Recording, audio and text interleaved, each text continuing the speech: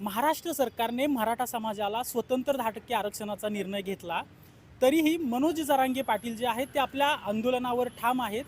आणि काल गेल्या 2 दिवसापासून जे आहेत ते मनोज जरांगे पाटील यांचे जे जुने सहकारी आहेत ते मनोज जरांगे पाटील यांच्या विरोधात बोलत आहेत.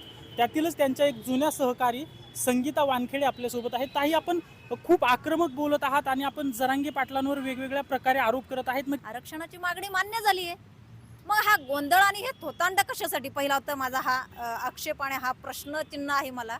हे कशासाठी? जी काय मागणी होती आपल्याला ओबीसी मधनं द्या, आपल्याला स्वतंत्र ताट दिलंय, कुणाच्या ताटातली खायची गरज नाहीये, मग हे विरोध कशासाठी? मग त्या सदावर्तेमध्ये आणि या जरांगेमध्ये काय फरक आहे? दोघंही एकाच माळ्याची मणी निघालीत ना. विरोधच करतोय आपण. अरे आरक्षणाचा लढा होता, आरक्षण मिळालंय, सरकारने आरक्षण दिलंय, तरी सुद्धा संभ्रमात येऊन गोंधळ घालून कुठंतरी समाजाची दिशाभूल करायची, चर्चेत राहण्यासाठी काहीतरी गोंधळ घालायचा आणि हे सगळं काही थोतांड मांडायचं. काय अर्थ याला? काय हे कळतंय, समाजालाही कळतंय. जो समाज कोटीच्या संख्येने त्याच्यासोबत होता, आज नाहीये जरांगेच्या. कारण जरांगेचा गोंधळ जो आहे तो समाजाच्या लक्षात आलेला आहे. तुम्ही म्हणताय की जरांगे पाटलांच्या सोबत समाज होता पण आज नाहीये, हे कशामुळं? समाजाच्या लक्षात आलंय किंवा काय ना का मी फार सर्वसामान्य माणूस आहे, मी फार गरीब आहे, मी सर्वसामान्य घरातला आहे, हे जे काय आहे ना त्याचं, याच्या माग खूप मोठा त्याचा खोटा चेहरा लपलेला आहे. हे समाजाच्या लक्षात आलंय.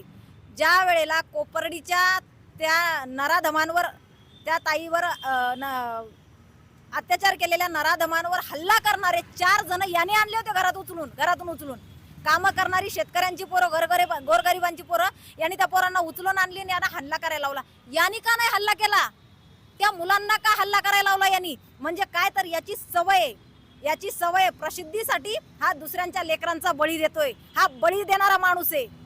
कितीतरी मुलांवर गुन्हे दाखल झालेत, याला कुणाचंच काही पडलं नाही, पण याला राष्ट्रवादीच्या शरद पवार गटाच्या पोरांवर गुन्हे दाखल झाले की याचा तिळपापड होतो. या गोष्टी समाजाच्या लक्षात आलेल्या आहे. हा माणूस कुणाचा आहे, यांनी हे जे काय गोंधळ घातलेला आहे, हा कशासाठी घातलेला आहे, हे काय चाललेलं आहे, हे समाजाच्या लक्षात आलं आणि म्हणून समाजाने आता त्याला दूर करण्याचा प्रयत्न तुम्ही जे एकंदरीत बोलताय, जरांगे पाटील यांची मागणी नक्की आरक्षणाची आहे की आरक्षणाच्या आडून वेगळं काय हवंय जरांगे पाटलांना? बिलकुलच.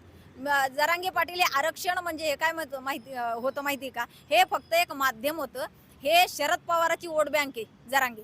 शरद पवाराचा संपलेला पक्ष, शरद पवाराला कुठेतरी तो उदयास आणायचा आहे आणि तो संपलेला पक्ष फक्त जरांगेच्याच मुळे कुठेतरी वोटिंग थोडीशी होऊ शकते शरद पवाराला, हे त्यांच्या लक्षात आलेलं आहे. म्हणून शरद पवाराने बरोबर तो प्यादा उभा केलेला आहे. हा कुणाचंही मत घेत नाही, हा कुणाचंही समाजाचं मत घेत नाही. हा कुठले याचे कोण आहे वकील? हा जे बोलतो ना वकिलाची टीम, काही नाही, हा कुणाचंच मत घेत नाही. हा याला जो काय अदृश्य शक्ती याच्या मागे आहे तो शरद पवार आहे. तोच फोन आला की हा फक्त जसा म्हणजे तुम्हाला असं थेट म्हणायचं की मनोज जरांगे पाटील शरद पवारांचे कार्यकर्ते आहेत? बिलकुल सहकारी त्यांचा. तुम्ही जे एवढं आक्रमकपणे बोलताय ताई, तुमच्याकडे काही असे पुरावे आहेत का की जरांगे पाटील हे सगळं थोटांड आहे किंवा जरांगे पाटील शरद पवारांचे कार्यकर्ते आहेत, असे काही पुरावे आहेत? मला सांगा तुम्ही, ज्या वेळेला अंतरावली सराटीमध्ये सर्वच पक्षाचे, ज्या वेळेला ते लाठीचार्ज झाला, सगळ्या पक्षाचे नेते मंडळी गेले. सर्व पक्ष, कुठलाच पक्ष असा राहिला नव्हता, फार छोटा मोठा सगळेच लोक गेले होते. आणि याची जी प्रतिक्रिया आहे ना सगळ्यांच्या बाबतीत ती बघा. परंतु शरद पवार गेल्यानंतर यांचा जो काय त्यांच्यासाठी म्हणजे नाही का शब्द रचना यांच्या तोंडातनं बाहेर पडतात त्या बघा. त्यानंतर हा सर्वांना शिव्या देतो. हा शिंदे साहेबाला त्यांनी आरक्षण देऊन पण त्यांना शिव्या देतो, फडणवीसने आरक्षण देऊन पण फडणवीसला शिव्या देतो, हा सर्वांना शिव्या देतो. पण हा शरद पवाराच्या बाबतीत ब्र शब्द काढत नाही. नामदेवराव जाधवांवर शाईफेक केली आहे का? दिसून येतो इथंच. हा कुणाचा आहे का बोलला नाही? हा आम्ही जाऊ दे बाकीचे आम्ही तुतुरमुतुरे. रामदेवराव जाधव राजमाता जिजाऊंचे वंशज आहेत, ते कुठल्याही पक्षाचे नाही आहेत. या माणसाने नाही बाजू घेतली हो की हे चुकीचं केलंय. काय यांच्यावर शाईफेक केली? कशामुळे केली? त्यांनी एवढंच बोललं होतं फक्त की शरद पवारांनी सुद्धा ओबीसी मधनं दाखला घेतलेला आहे. माझ्याकडे पुरावे. अगदी मला ताई एकच विचारायचं तुम्हाला की जर जरांगे पाटील तुम्ही आरोप करताय की त्यांना आरक्षण नकोय, वेगळं काहीतरी हवंय, तर काय हवंय हे स्पष्ट सांगा तुम्ही. त्यांना शरद पवाराचा आता येणाऱ्या पंचवार्षिकला शरद पवारासाठी वोट बँक त्यांना तयार करायची, त्याच्यामुळे त्यांना लोकांना जोडून ठेवायचंय. हे जे आहे ना आरक्षणाचा मुद्दा, हा पेटवत ठेवायचा आहे.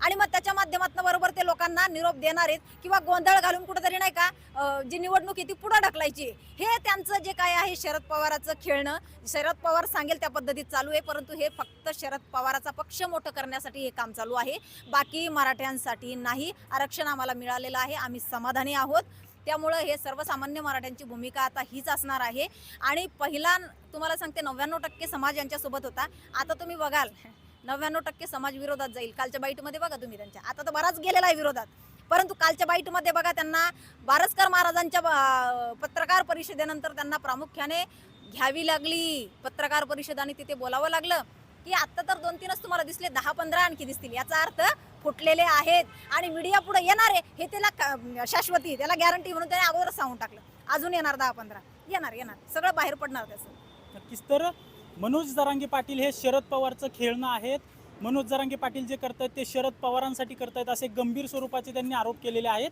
अजिंक्य धायगुडे जय महाराष्ट्र न्यूज पुणे